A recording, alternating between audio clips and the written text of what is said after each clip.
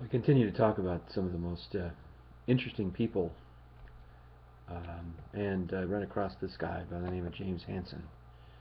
Uh, James Hansen has been protesting against anti-environmental policy for many, many years. He's a scientist who heads up the NASA Goddard Institute for Space Studies in the Big Apple, New York City. Also a part of the Goddard Space Flight Center in Maryland. He's held this position since I graduated from college in the early 80s. He's also an adjunct professor in the Department of Earth and Environmental Sciences at Columbia. After graduate school, Hansen continued his work with radiative transfer models, attempting to understand the Venetian atmosphere. Later, he applied and refined those models to understand the Earth's atmosphere, in particular the effects of aerosols and trace gases here on Earth's climate. Hansen's development and use of global climate models has contributed to the further understanding of the Earth's climate. Hansen is best known for his research in the field of climatology, his testimony on climate change to congressional committees in 1988 that helped raise broad awareness of global warming, and his advocacy of action to avoid dangerous climate change. In recent years, Hansen has become an activist for action to mitigate the effects of climate change, which on a few occasions has led to his arrest. So he's a pretty serious dude. He means business. In 2009, his first book, Storms of My Grandchildren, was published. So this was his first book, which is hard to believe that he's been activist this long, and it's taken him this long to publish the book. My interest was perked by another YouTuber named Jeffrey, who is very passionate about the environment and where it's headed. Hansen was born in Iowa, of all places. He was trained in physics and astronomy in the space science program of James Van Allen at the University of Iowa. BA in physics and mathematics with the highest distinction in 1963. He participated in the NASA graduate traineeship from 62 to 66.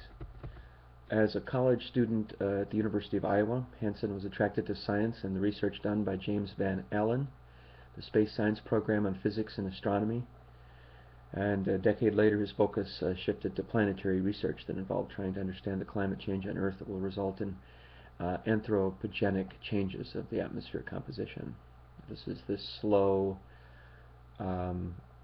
equilibrium change that we talked about, the Stefan Borgman effect, I'm assuming. Hansen has stated that one of his research interests is radiative transfer in planetary atmospheres, especially the interpretation of remote sensing of the Earth's atmosphere and surface from satellites. Because of the ability of satellites to monitor the entire globe, they may be one of the most effective ways to monitor and study global change. His other interests include development of global circulation models to help understand the observed climate trends and diagnosing human impacts on climate. In the late 60s and early 70s, following his PhD dissertation, Hansen published several papers on the planet Venus. Venus has a high brightness temperature in the radio frequencies compared to the infrared, and Hansen proposed that hot surface was the result of aerosols trapping the internal energy of the planet. Of course, a much higher temperature, so some could say it's hard to compare apples and oranges with Earth and Venus, but we can learn things from analogous effects. Hansen also contributed toward the understanding of black carbon on regional climate. In recent decades, northern China has experienced increased drought, and southern China has received increased summer rain, resulting in a large number of floods. Southern China has seen a decrease in temperatures, while most of the world has warmed. In a paper with Minon and colleagues, through the use of observations and climate model results, they conclude black carbon heats the air, increases convection and precipitation, and leads to larger surface cooling than if the aerosols were sulfates. So the United Nations Framework Convention on Climate Change and International Environmental Treaty that has the effect of stabilizing greenhouse gas concentrations in the atmosphere at a level that would prevent dangerous anthropogenic interference with the climate system. In 2003, Hansen wrote a paper called "Can We Defuse the Global Warming Time Bomb?", in which he argues the human-caused forces on the climate are now greater than natural ones. and that this, over a long period of time, can cause large climate changes. He further states that a lower limit on dangerous anthropogenic interference is set by the stability of Greenland and Antarctic ice sheets. His view on actions to mitigate climate change is that halting global warming requires urgent, unprecedented international cooperation, but the needed actions are feasible and have additional benefits for human health, agriculture, and the environment. Hansen and co-authors propose the global mean temperature is a good tool to diagnose dangerous anthropogenic interference with the climate system. Two elements are particularly important when discussing dangerous anthropogenic interference: sea level rise and extinction of species. So this is serious stuff, folks. Climate model development and projections. There's a whole section. Of course, my best friend Wikipedia. I could be criticized for that, I guess, but it's an interesting. At least, you know, Wikipedia is a good starting point for question asking, I think. So he's been arrested already recently for his outspoken, if you speak out against the status quo. He was arrested at a demonstration outside the White House just last year. Hansen has stated that NASA administrators once attempted to influence his public statements about the causes of climate change. Hansen said that NASA public relations staff were ordered to review his public statements and interviews after a December '05 lecture at the American Geophysical Union in San Francisco. NASA responded that its policies are similar to those of any other federal agency in requiring employees to coordinate all statements with the Public Affairs Office. Now, 2 years after Hansen and other agency employees described a pattern of distortion and suppression of the climate science by political appointees, the agency's Inspector General found NASA Office of Public Affairs had mischaracterized the science of climate change intended for the public. Hansen has also appeared on 60 Minutes, stating the Bush White House edited climate-related press releases reported by federal agencies to make global warming seem less threatening. So apparently George W. Bush was in on this this censorship that, oh, we can't tell the people about, they'll get too worried about that. Can't tell the people the truth because that will cause some mass hysteria. So we're to this point already. You have to think that truth is the best medicine, even though the consequences are great. Hansen has also appeared on 60 Minutes, so that, that's a pretty powerful show. I wonder what the reaction to that show was. I suppose we can dig deep into the archives of comments to find out. In 2008 interviews with ABC News, The Guardian, a separate op-ed piece, Hansen has called for putting fossil fuel company executives, including CEOs of ExxonMobil and Peabody Coal, on trial for high crimes against humanity and nature. So here's a scientist that's shifting into the political realm and getting heavy heat for it. Stay a scientist, stay in your laboratory, but don't bother us, kind of thing. Do not bother the politics. Don't play with the military-industrial complex, or you will get hurt. Absolutely.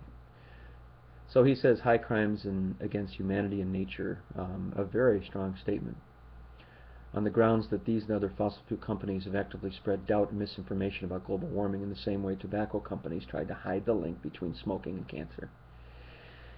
Just 3 years ago, James Hansen, along with 30 other protesters, including actress Daryl Hannah, arrested on misdemeanor charges of obstructing police and impeding traffic. Daryl Hannah, the actress who I think once was married to Jackson Browne. Protesters intended to enter the property of Massey Energy Company, but were blocked by a crowd of several hundred coal miners and supporters, so they were blocked. Hansen and about 100 other people were arrested in September of 2010 in front of the White House. The group was seeking a ban on mountaintop removal or surface mining. This is another controversial issue. Mr. Hansen and 1,200 other activists were arrested in August of last year and September of last year at another demonstration in front of the White House, 1600 Pennsylvania. Hansen urged President Obama to reject the Keystone Pipeline extension intended to carry more synthetic crude oil from Canada to the Gulf of Mexico.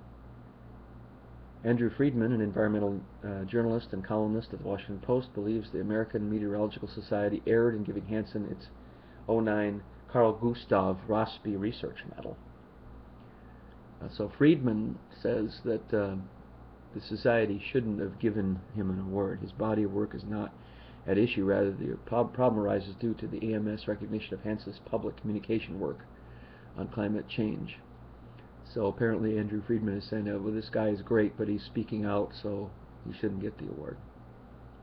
If you stay in your laboratory, don't speak up. Former AMS member Joseph D'Aleo, a skeptic of human-caused climate change, also criticized the award. And you've got the Lord Monktons coming out of the woodwork now to say this guy shouldn't get an award because we're smarter than you. Physicist Freeman Dyson is critical of Hansen's climate change activism. He says the person who is really responsible for this overestimate of global warming is Jim Hansen. He consistently exaggerates all the dangers. Hansen has turned his science into ideology. Dyson does not know what he's talking about, Hansen responded. He should first do his homework. Dyson stated in an interview that the argument with Hansen was exaggerated by the New York Times, of course a leftist political. I'm being sarcastic there. Stating that he and Hansen are friends, but we don't agree on everything. Kind of like my brother-in-law Bill and I. We don't agree on everything, but we're both good people. After Hansen's arrest in West Virginia, New York Times columnist Andrew Revkin wrote, Dr. Hansen has pushed far beyond the boundaries of the conventional role of scientists, particularly government scientists, in the environmental policy debate. 3 years ago, Hansen advocated the participation of citizens at a March 2nd protest at the Capitol Power Plant in D.C. James Hansen has stated, we need to send a message to Congress and the President. We want them to take the actions that are needed to preserve climate for young people, our children and grandchildren and great-grandchildren, future generations, all life on the planet. So that's a pretty big statement. James Hansen. New Yorker journalist Elizabeth Kolbert believes Hansen is increasingly isolated among climate activists. Eileen Clausen, president of the Pew Center on Climate Change, said that I view Jim Hansen as heroic as a scientist, but I wish he would stick to what he really knows, because I don't think he has a realistic idea of what is politically possible. So, again, there's the naive scientist walking into politics, much as Carl Sagan did in his later life, walking into this buzzsaw of politics, an absolute malicious buzzsaw of the status quo not wanting to change. That's what it appears to me. New Yorker journalist Elizabeth Kolbert believes Hansen is increasingly isolated, which is the status quo psychiatry definition of craziness. New York Times climate columnist Krista Marshall asks if Hansen still matters in the ongoing climate debate, noting that he has irked many longtime supporters with his scathing attacks against President Obama's plan for cap-and-trade system. The right wing loves what he's doing, said Joseph Rahm, a senior fellow at the Center for American Progress, a think tank. Hansen said he had to speak out, since few others could explain the links between politics and the climate models. You just have to say what you think is right. That's what one critic said of James Hansen. So, you know, he's worth checking out on YouTube, and I think we definitely should listen to him. We should listen to James Hansen and learn something.